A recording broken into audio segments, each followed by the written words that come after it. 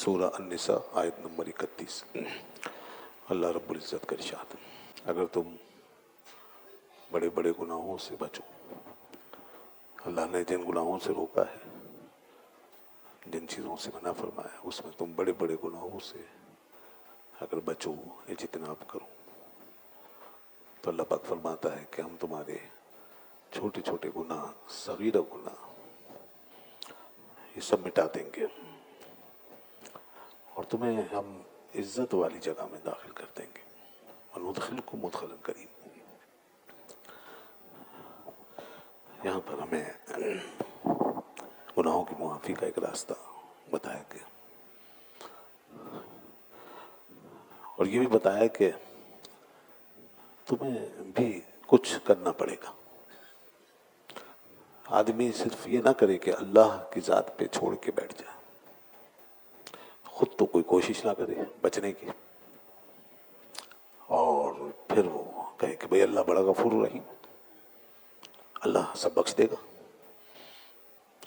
تو جہاں انسان یہ چیزیں کوٹ کرتا ہے اور اس قسم کی آیات یا حدیث کی طرف جاتا ہے کہ فرمایا کہ اللہ تعالیٰ تمام گناہوں کو بخش دے گا، تو وہاں یہ بھی غور کرے کہ وہ اس نے ایسے نہیں فرمایا جیسے ہم سمجھ رہے ہیں، اور ہمیں اس نے بے لگام بے مہار نہیں چھوڑا کہ تم جو چاہو کرتے رہنا، بس اللہ بخش دے گا۔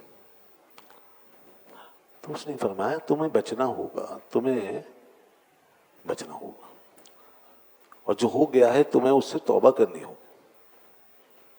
توبہ کا بھی ذکر ہے، بار بار فرمایا توبوا الی اللہ جمیعا، اور توبۃ نصوح فرمایا کہ پکی توبہ، پختہ توبہ، اور یہ بھی فرمایا کہ بچنا پڑے گا بڑے بڑے گناہوں سے، جب وہ سامنے آئے اور تمہیں اپنی طرف جذب کریں، کھینچیں، تمہیں ترغیب دلائیں،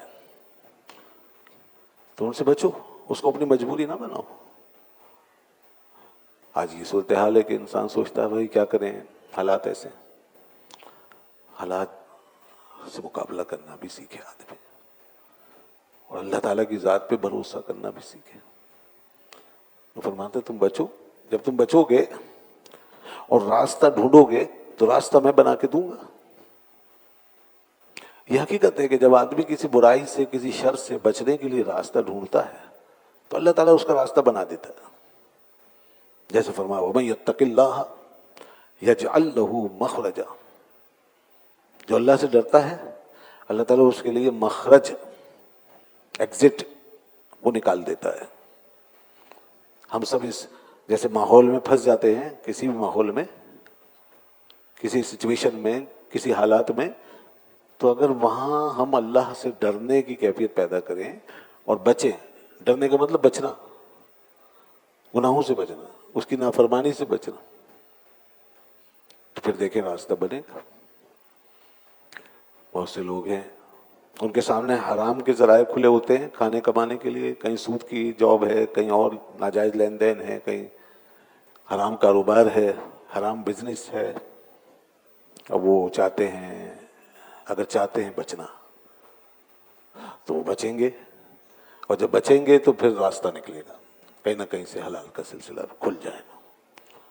اور ہم نے دیکھا ہے ایسے بہت سے لوگ، کبھی شروع میں پریشانی تکلیف آتی ہے، انسان کو تھوڑا صبر کرنا پڑتا ہے، اللہ کی ذات پہ بھروسہ کرنا پڑتا ہے اور کوشش جاری رکھنی چاہیے، تو راستہ کھل جاتا ہے۔ ایسی بہت مثالیں ہیں، مگر جو یہ سب کچھ نہ کرنا چاہے اور پھر مجبوری سمجھ کے بیٹھ جائے تو پھر وہ تو کبھی نہیں نکلے گا۔ وہ تو یہ فرماتا ہے میں راستہ بھی بنا دیتا ہوں اور تمہارے وہ چھوٹے چھوٹے گناہ جو ہیں وہ بھی پھر مٹا دیتا ہوں جو تم سے ہو جاتے ہیں، چلتے پھرتے، اٹھتے بیٹھتے، گھر میں، باہر، سفر میں، حضر میں، دن میں، رات میں، خلوت میں، جلوت میں، بہت ساری ایسی چیزیں انسان سے ہوتی رہتی ہیں، دانستہ نہ دانستہ، وہ چھوٹی چھوٹی باتیں ہوتی ہیں۔ کبھی نگاہوں سے انسان کے ایسے کام ہو جاتے ہیں، کبھی انسان کی زبان سے ایسی باتیں نکل جاتی ہیں جو کہ اچھی نہیں ہوتی، پسندیدہ نہیں ہوتی، اور کبھی انسان اپنے کانوں پہ قابو نہیں پاتا اور کہیں آوازیں پڑ جاتی ہیں اور انسان کا کبھی اس طرف دل لگ جاتا ہے اور وہ ایسی چیزیں سن لیتا ہے. تو یہ ہر وقت جو ہے ایک سلسلہ ہوتا رہتا ہے انسان کے ساتھ. اگرچہ بچنے کی کوشش کرنا چاہیے، مگر ماحول ایسا ہوتا ہے کبھی، اور آج کل جیسے ہیں حالات، تو اس میں انسان کے لیے خواہ یہ چیزیں اس کو لاحق ہوتی رہتی ہیں. تو بھائی اس میں اس نے فرما دیا کہ میں یہ سب بخش دوں گا اگر تم بڑے بڑے گناہوں سے بچو، اگر تم بڑے بڑے گناہوں سے بچو. اور نبی کریم صلی اللہ علیہ وسلم فرمایا اگر 5 وقت کی نماز پڑھو، الصلوات الخمس مکفرۃ لما بینہا، یہ جو 5 نمازیں ہیں نا یہ بھی گناہوں کو مٹا دیتی ہیں. جب آدمی گھر سے چلتا ہے، وضو بناتا ہے اور قدم بڑھاتا ہے تو ہر قدم پر گناہ مٹ رہا ہوتا ہے، ہر قدم پہ مٹتا ہے. اور پھر اس کے بعد نماز پڑھتا ہے، گناہ مٹتا ہے. پھر اگلی نماز کا انتظار کرتا ہے، گناہ مٹتا ہے. ایک نماز سے دوسری نماز تک کے گناہ مٹ جاتے ہیں. مکفرۃ لما بینہا. اور جمعے سے جمعہ یہ مکفر ہو جاتا ہے، یعنی گناہوں کو مٹانے والا. رمضان سے رمضان اس کے ذریعے مٹتے رہتے ہیں پورے سال کے گناہ، یہی چھوٹے چھوٹے گناہ، اتنے سلسلے ہیں. اور قرآن پاک میں فرمایا کہ ان الحسنات یذہبن السیئات، عام کر دیا نیکیاں اور بھی بہت ہیں جو گناہوں کو مٹا دیتی ہیں. جب بھی نیکی آتی ہے نا تو اس سے گناہ مٹتا ہے، گناہوں کا اثر مٹتا ہے. تو انسان کو چاہیے کہ اپنی اسٹرگل بھی جاری رکھے، خود بھی بچے، اور ایسی جگہوں سے بچے جہاں گناہ کا امکان ہے. اب تو جیسے ہاتھ میں چیزیں ہیں، موبائل ہے، انٹرنیٹ ہے،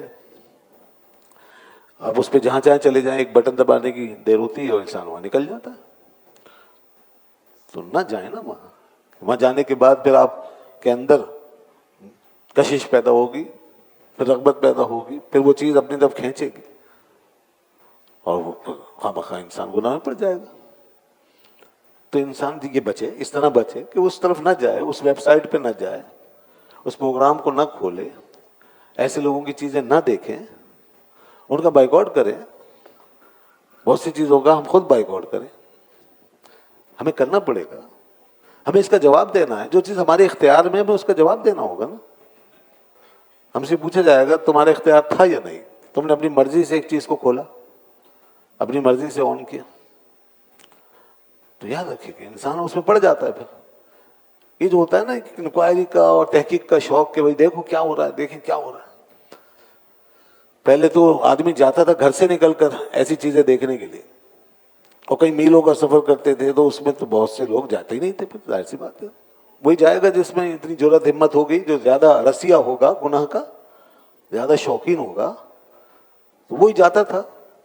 اور اب یہ حال ہے کہ جناب سب کے ہاتھ میں، اور اس میں انسان جو ہے وہ بس ایک بٹن دباتا ہے اور پھر نکل جاتا ہے ادھر ادھر اور دیکھتا ہے. پھر اس کے بعد جب یہ ایسے گناہ ہائے بے لذت انسان کر چکتا ہے، ایسی بہت سی فوش اور بیہودہ اور فضول چیزیں دیکھ لیتا ہے اور سن لیتا ہے، اس کے بعد وقت چلا جاتا ہے انسان کا، گناہ اس کے اندر داخل ہو جاتا ہے، من اس کا خراب ہو جاتا ہے، سوچ اس کی بگڑ جاتی ہے، اندر سے جیسے طبیعت بجھ جاتی ہے، مرجھا جاتی ہے، کیفیت جو ہے وہ سرد پڑ جاتی ہے، وہ جو جذبہ شوق اور ایک روحانی کیفیت ہوتی تھی وہ مر جاتی ہے، کوئی ایسی چیز پھر باقی نہیں رہتی، اور انسان اندر سے ناپاک ہو جاتا ہے. اندر سے ناپاک، ذہن ناپاک ہو جاتا ہے، گناہوں سے، گناہوں کو دیکھنے سے ذہن ناپاک ہو جاتا ہے، فکر ناپاک ہو جاتی ہے، خیالات جو ہیں وہ آلودہ اور پجمردہ ہو جاتے ہیں، اور پھر اندر دل بجھ جاتا ہے، روح بالکل بے نور ہو جاتی ہے. یہ ہمارے اندر کی دنیا میں نہ جانے کتنے روحانی نیورونز کام کر رہے ہیں. جسمانی نیورونز بھی کام کرتے ہیں، روحانی نیورونز بھی کام کرتے ہیں. جب اس طرح کی کا لائف اسٹائل ہوتا ہے تو پھر وہ اندر کے سارے روحانی جو سیل ہیں، جو نیورونز ہیں، جو پاورز ہیں، جو انرجیز ہیں، وہ سب ختم ہو جاتی ہیں. اس سے کبھی بھی انسان کو حقیقی سکون نہیں ملے گا. پھر اللہ نے ہمیں فرمایا کہ دیکھو اگر تم سے یہ ہو گیا اور تمہارے اندر ایک مردنی چھا گئی اور تم کتنے ہی زیادہ یہ گناہ کر چکے ہو، کتنے بڑے بڑے گناہ بھی اگر ہو گئے ہیں تو بھی اس سے رجوع ہو سکتا ہے، توبہ کر لو، توبہ کر لو، معافی مانگ لو۔ اللہ فرماتا ہے میرے بندے وہ ہیں جب ان سے کوئی گناہ ہو جاتا ہے تو وہ اللہ کو یاد کرتے ہیں، توبہ استغفار کرتے ہیں، خدا کو یاد کرتے ہیں، بس اللہ تعالیٰ بخش دیتا ہے۔ انہ کان غفارا فقلت استغفروا ربکم انہ کان غفارا، تو کہا کہ تم استغفار کرو، اپنے رب سے معافی چاہو، وہ بے شک بڑا معاف کرنے والا، بہت بڑا غفار ہے، وہ ہر گناہ معاف کر دیتا ہے۔ تو اس لیے انسان، اگرچہ مشکلات ہیں آج کے دور میں، موبائل اور اس سے بچنا بہت مشکل، یہ ڈیجیٹل گناہوں سے بچنا بہت مشکل ہے، سائبر گناہوں سے بچنا بہت مشکل ہے۔ سائبر جرائم سے پھر بچ جاتے ہیں لوگ، کیونکہ اس میں حکومت کارروائی کرتی ہے، اس میں قانون جو ہے ہمارا وہ قانون حرکت میں آتا ہے اور لوگ پکڑے جاتے ہیں، سائبر کرائم میں پکڑے جاتے ہیں، سائبر کرائم میں پکڑے جاتے ہیں، سائبر جرائم میں پکڑے جاتے ہیں، لیکن سائبر گناہوں میں نہیں پکڑے جاتے، نہ اس کو روکا جاتا ہے، حتیٰ کہ سائبر گستاخیوں میں بھی چھوٹ جاتے ہیں۔ سائبر کرائم میں وہیں زیادہ پکڑے جاتے ہیں جہاں حکومت کو خطرہ ہوتا ہے، جہاں اقتدار کو انہیں خطرہ ہے کہ ہمارے خلاف کوئی چیز چل گئی ہے، کوئی ٹویٹ آ گیا ہے، کوئی میسج آ گیا ہے، کوئی خبر چل گئی ہے، ہمیں کوئی للکار رہا ہے، ہمارے خلاف کوئی بات کر رہا ہے، ہماری توہین کر رہا ہے، اس کو پکڑ لو۔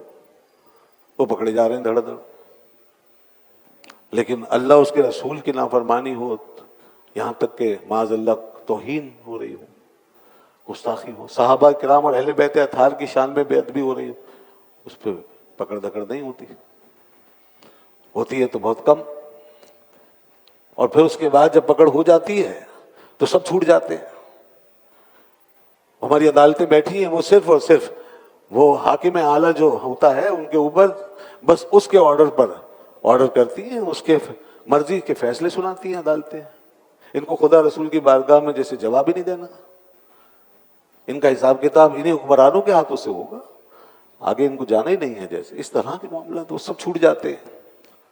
ایسے ایسے خوفناک جرائم، ابھی بلیسفیمی کے کتنے کیس لگے ہوئے تھے اور سب چھوڑ دیے گئے۔ تو یہ اللہ کے عذاب کو دعوت دینا ہے، اور کیا ہے؟ یہ کون سے آئین کے ساتھ ہم نے حلف اٹھایا ہوا ہے؟ اس میں کیا حلف اٹھایا ہم نے؟ اس کے اندر کیا لکھا ہے؟ ان سے زیادہ کون جانتا ہے آئین کو؟ تو پھر یہ بے وفائی کیوں ہے؟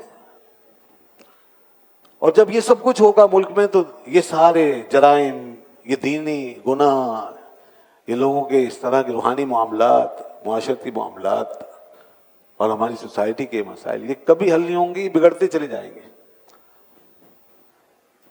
اسی طرح طاقتور کو کوئی نہیں پکڑ سکتا، طاقتور ہو یا طاقتور کے زیر اثر ہو، وہ جو بھی جرم کرے، جس قسم کے بھی جرائم کا ارتکاب کرے، جس کو چاہے اٹھا لیں، جس سے چاہے چھین لیں، جس کو چاہے مار دیں، عدالتیں بے بس، وہاں بھی کوئی پکڑنے والا نہیں، ان کو سزا دینے والا نہیں۔ یہی وجہ ہے کہ وہاں بھی ایک پورا چیپٹر کھلا ہوا ہے گناہوں کا۔ تو یہ جو چیزیں ہیں ہمارے معاشرے کی، جب تک ان کو ریاستی طاقت کے ذریعے سے روکا نہیں جائے گا، جب تک قانون سخت نہیں ہوگا، اور جب تک کہ سب کو بلا امتیاز آئین کے مطابق، دستور کے مطابق، قرآن و سنت کے مطابق سزائیں نہیں ہوں گی، اس وقت تک یہ گناہ جو ہیں اور یہ جرائم، یہ مظالم بڑھتے رہیں گے۔ تو اب لوگوں کے اوپر ہی ہے کہ وہ اپنی حد تک کوشش کریں گے کس طرح بچنا ہے، ہاتھ کی اس چیز سے کیسے اپنے آپ کو بچانا ہے، آنکھوں کے سامنے آنے والی چیز سے کیسے بچانا ہے۔ یہ تو ہو نہیں سکتا انسان سب چھوڑ چھاڑ کے بیٹھ جائے، ناممکن ہو گیا ہے، انسان کے لیے ناممکن ہو گیا۔ لیکن وہ وقت آنے والا ہے کہ جب انسان یہ چاہے گا، اور شاید وہ آ چکا، کہ اللہ کے رسول صلی اللہ علیہ وسلم فرمایا کہ آدمی چاہے گا کہ میں ایک بکری لے کے کسی پہاڑ پہ چلا جاؤں جہاں پانی ہو، بارش ہو، اور میری بود و باش کا کوئی انتظام ہو، بس وہیں رہ کر جیوں۔ بخاری شریف میں حدیث سے فرمایا کہ آدمی چاہے گا اور اس طرح کرے گا اور چلے جائے گا۔ اور فرمایا ایک وقت آئے گا کہ آدمی یہ چاہے گا، زمین پہ ہونے والے اس طرح کے کام دیکھ دیکھ کے اس کا دل بھر جائے گا، اور وہ چاہے گا اس وقت جب کسی قبر کے پاس سے گزرے گا تو کہے گا کاش کہ صاحب قبر کی جگہ میں ہوتا۔ تو وہ وقت آ چکا۔ تو اس میں ہمیں اب بہت اپنے آپ کو بچانا ہے، زیادہ بچانا ہے۔ پہلے کرنے کے کام بہت تھے، اب بچانے کے کام بہت ہیں۔ اور انسان کی اگر نیکیاں بہت زیادہ نہ بھی ہوں اور گناہوں سے وہ بچ کے چل رہا ہے تو یہ بہت بڑا جہاد ہے، یہی تقوی کی روح ہے۔ کوئی بات نہیں اگر آج آپ کے حج بہت زیادہ نہیں ہے، نوافل بہت زیادہ نہیں ہے، تسبیحیں بہت زیادہ نہیں ہیں، نفل عبادتیں زیادہ نہیں ہیں، روزے نفلی بہت زیادہ نہیں، فرائض آپ نے ادا کیے، واجبات ضروری چیزیں ادا کی، اس کے بعد آپ نے اگر اپنے آپ کو بچا لیا تو آپ کا دین بچ گیا۔ جی ہاں، یہ بچانا، اپنے آپ کو بچنا، یہ بہت بڑی چیز۔ اب وہی لوگ بچتے ہیں جو دین کے ساتھ کچھ تعلق رکھیں، کچھ جن کا ذہن ہو، جو ماحول سے وابستہ ہوں، ورنہ تو نہ آج لوگ کفر سے بچ رہے ہیں، نہ بے ادبی سے بچ رہے ہیں، نہ گستاخی سے، نہ توہین و تنقید سے بچ رہے ہیں، نہ اور جرائم سے انسان بچ رہا ہے، اور بالکل جیسے بے لگام ہوتے ہوئے آگے بڑھ گئے۔ اب ہر سال جب ہیپی نیو ایئر آتا ہے تو دیکھیے قوم کی اکثریت کس طرح بے لگام ہو کے نکل جاتی ہے، اور کس طرح یہ آتش بازی اور فائرنگ کے سلسلے اور دھماکے اور یہ سب جو کچھ ہوا ہے بڑی شدت کے ساتھ، لیکن پابندی بھی کوئی نہیں ہے۔ ہم نے پابندیاں نہیں لگائی ہوئی، لوگوں کو موقع دیا ہوا ہے، اب آپ نہیں بچنا ہے، اور بچتے ہیں دیندار لوگ بچتے ہیں، دین بچاتا ہے۔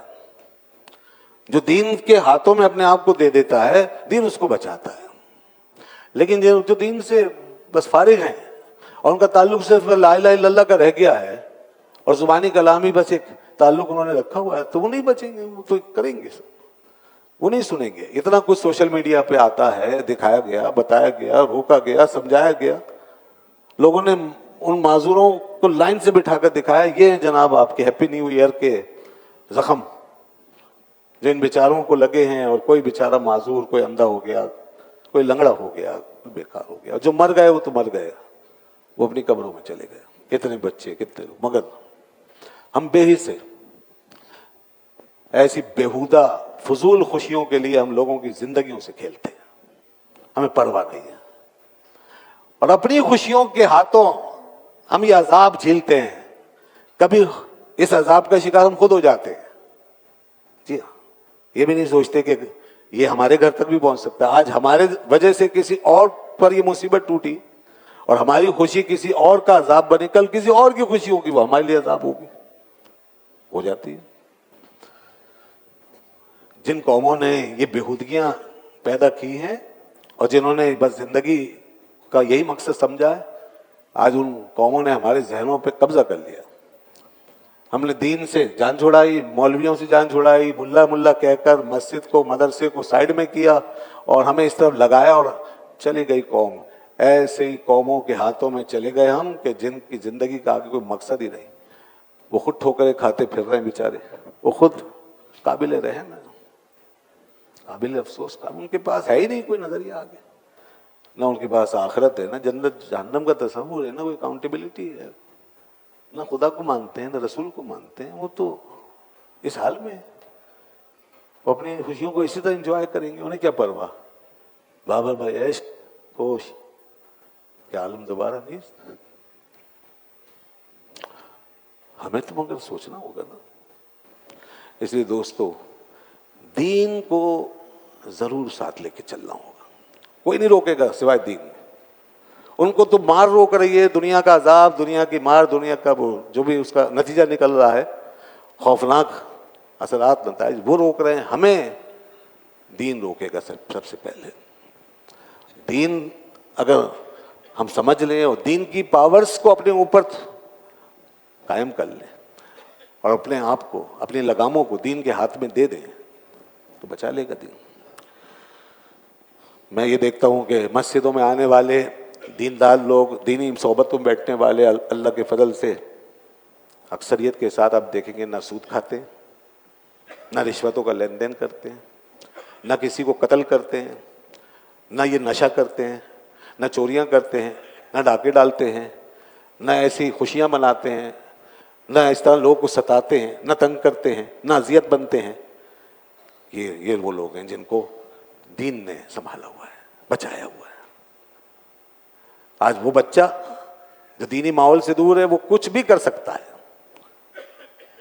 ایک زمانہ تھا ہم دین سے دور کسی کو دیکھتے تھے تو سوسائٹی کے ہاتھوں میں چھوڑ دیتے تھے، سوسائٹی خود ایک اپنی اقدار اور اپنی تہذیب کے ساتھ روکتی تھی۔ ہماری ایک تہذیب تھی، گھروں کا کلچر تھا، وہ بھی ایک بڑی اسٹرانگ چیز ہے، اور اس کے پیچھے بھی دین ہوتا ہے، خیر ہماری روایت جو چلی آئی ہے۔ مگر اب لوگ جیسے اگر سوسائٹی میں رہتے ہیں اور وہ دین سے جیسے دور ہوتے ہیں، تو سوسائٹی جب تک زندہ تھی اپنی اقدار کے ساتھ تو روک لیتی تھی، مگر اب سوسائٹی تباہ ہو رہی ہے۔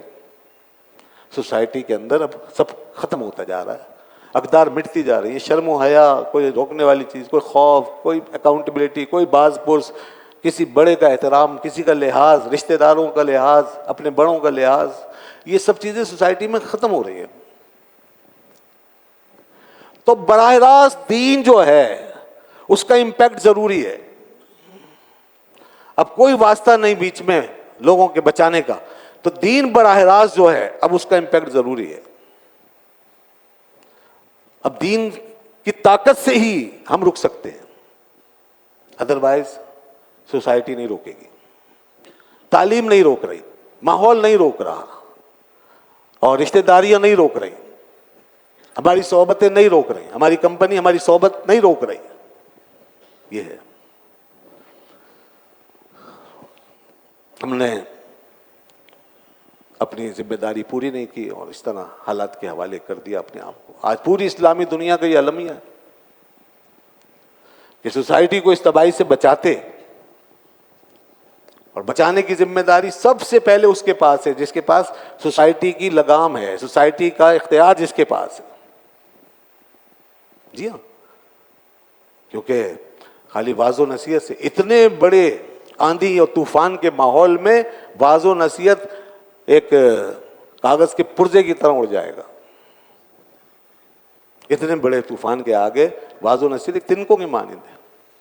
اس کے لیے مضبوط نظام حکومت، اقتدار، ریاست کی طاقت چاہیے۔ امر بالمعروف جو قرآن میں ایک سے زیادہ مرتبہ فرمایا، امر بالمعروف کا مطلب یہ ہے کہ تم اپنی طاقت و پاور سے، اپنے اقتدار کی پاور سے لوگوں کو روکو، اور وہ ماحول بناؤ کہ لوگ آزاد نہ ہو جائیں، بے لگام نہ ہو جائیں۔ اسی کو کہتے ہیں امر بالمعروف اور نہی عن المنکر۔ اللہ فرماتا ہے وَإِن مَّكَّنَّاهُمْ فِي الْأَرْضِ أَقَامُوا الصَّلَاةَ وَآتَوُا الزَّكَاةَ وَأَمَرُوا بِالْمَعْرُوفِ وَنَهَوْا عَنِ الْمُنكَرِ وَلِلَّهِ عَاقِبَةُ الْأُمُورِ۔ ہم ان کو، اپنے بندوں کو جب اقتدار دیتے ہیں، طاقت دیتے ہیں، پاور دیتے ہیں، تو وہ کیا کرتے ہیں؟ وہ نماز کا نظام قائم کرتے ہیں۔ بتائیے، یہ تو اللہ نے فرمایا کہ ریاست کا فرض ہے کہ وہ نماز کا نظام قائم کرے، یہ بھی سب چھوڑ دیا علماء پہ، یہ بھی چھوڑ دیا، پرائیویٹ کر دیا اس کو بھی، بالکل جاؤ بھائی خود ہی کر لو، اور مسجدوں سے جا کے واز لے لو، جو بس لوگ سنائیں وہ سنو، باقی ہم کچھ نہیں کریں گے۔ اور سننے والے بھی کتنے ہیں؟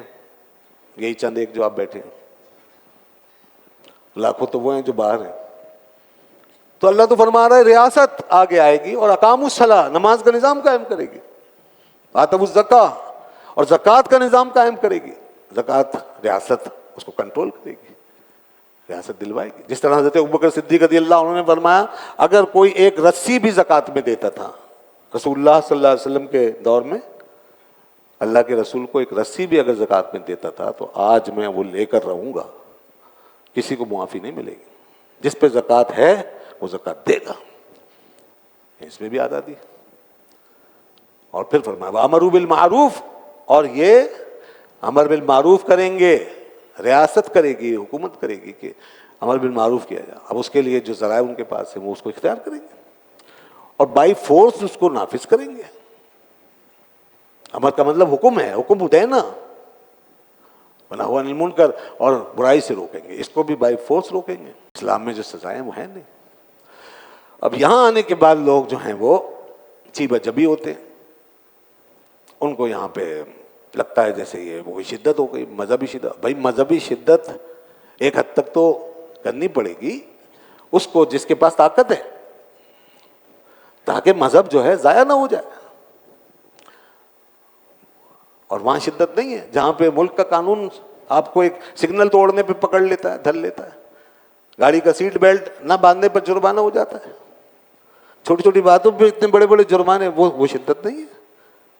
اور پوری دنیا میں نہیں ہو رہا یہ سب کچھ.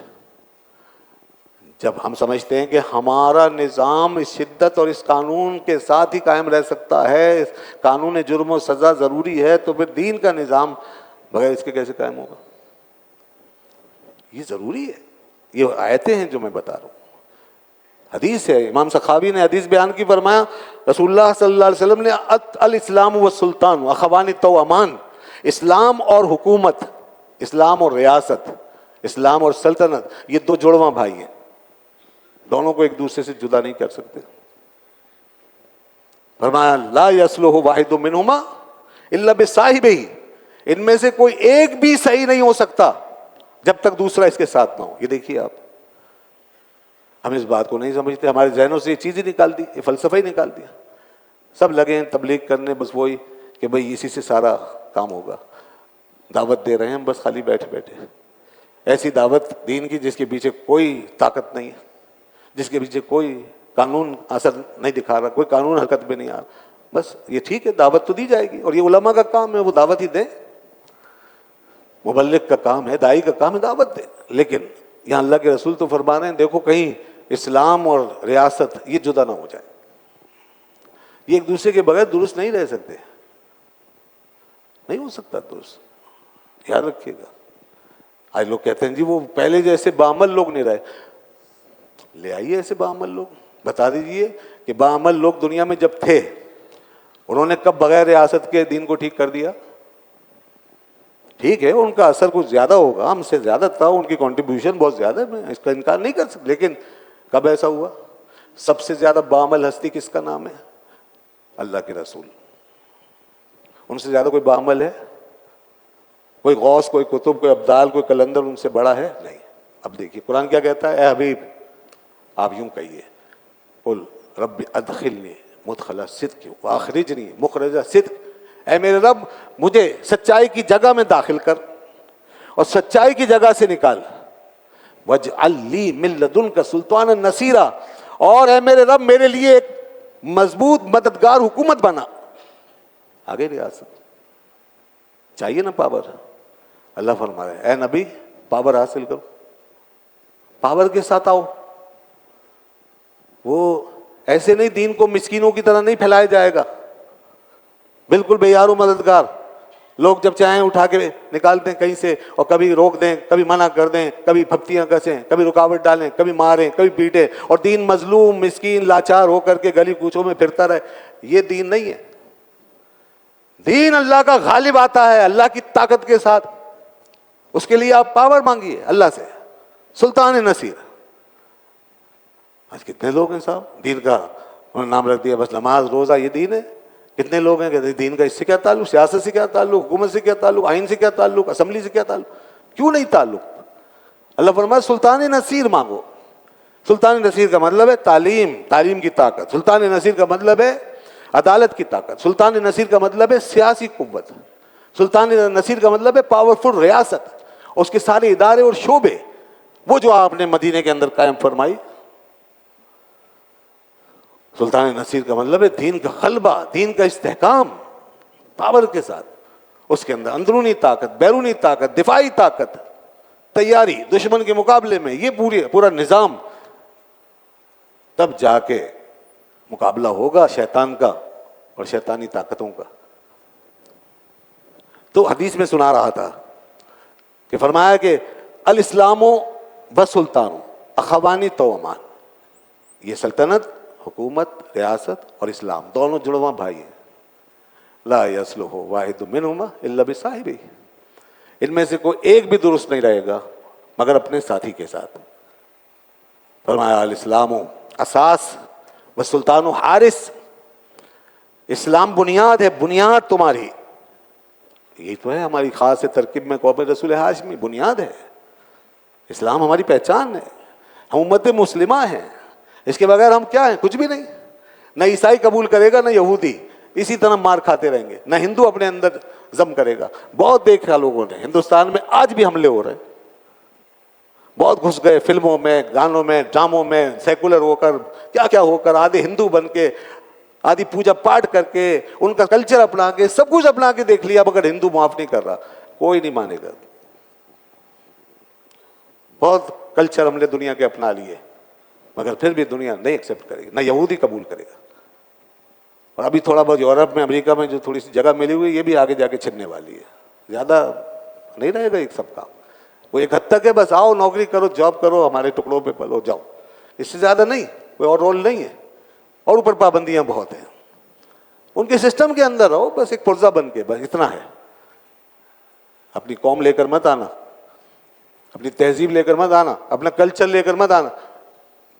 آج اس پہ لوگ فخر کر رہے ہیں، صاحب میں نوکری کر رہا ہوں، یورپ میں بیٹھوں، بڑے آرام سے بیٹھوں، وہاں تو کچھ نہیں ہے. بہت کچھ ہے. آپ کا کلچر نہیں ہے، آپ کی تہذیب نہیں ہے، آپ کا نعرہ نہیں ہے، آپ کا دین نہیں ہے، بس آپ نماز روزہ آزادی سے کریں اور جائیں، اتنا ہے بس. تو اس لیے ہمیں یہ سوچنا چاہیے کہ ہم مسلمان ہونے کے سوا پھر اور کیا ہیں، اور کون ہمیں مانے گا. تو اس لیے اللہ کے رسول نے فرمایا الاسلام و اساس، اسلام تو اساس ہے، بنیاد ہے تمہاری. اور یہ سلطنت، یہ کیا ہے؟ فرمایا والسلطان حارس، سلطنت جو ہے یہ تمہاری محافظ ہے، یہ محافظ ہے. ہمیں سلطنت کے ذریعے، حکومت کے ذریعے، ریاست کے ذریعے حفاظت ملتی ہے. آج ہماری حفاظت تو ایسے ہو رہی ہے کہ ہمیں تو نہ دنیا ملا، نہ دنیا ملی نہ دین. ہمیں تو وہ حال ہو گیا ہمارا. تو دنیا بھی گئی، ایسی سلطنت ہمارے اوپر مسلط، اور وہ ریاست اور وہ کام کہ نہ دنیا نہ دین، نہ خدائی ملا، نہ وصال صنم، نہ ادھر کے رہے نہ ادھر کے رہے. بس ہم نے کچھ محبت ہی ایسی اپنائی، معیار ہی ایسا بنایا، چاہتی ایسی تھی، ترجیح یہ تھی، تو اس کا نتیجہ. تو اللہ کے رسول نے فرمایا یہ سلطنت تو تمہارے دین کی محافظ ہے، تو دنیا تو آٹومیٹک محفوظ ہوگی. اور فرمایا کہ مالا اساس لہ فمنہدم. دیکھو اسلام تمہاری بنیاد ہے، اور جس کی بنیاد نہیں ہوتی وہ منہدم ہو جاتا ہے، جو میں نے ابھی بتایا کہ پھر اس کے بعد کوئی نہیں مانے گا اور کہیں کھڑے نہیں ہو سکتے. تو فمنہدم وما لا حارس لہ فضائع، اور جس کا نگہبان نہیں ہوتا وہ ضائع ہو جاتا ہے. تو اسلام کے بغیر ہماری بنیاد ختم، اور ریاست کے بغیر ہمارا سب کچھ ضائع. جو ہاتھ میں وہ اسی طرح بکھرتا رہے گا، تحلیل ہوتا رہے گا.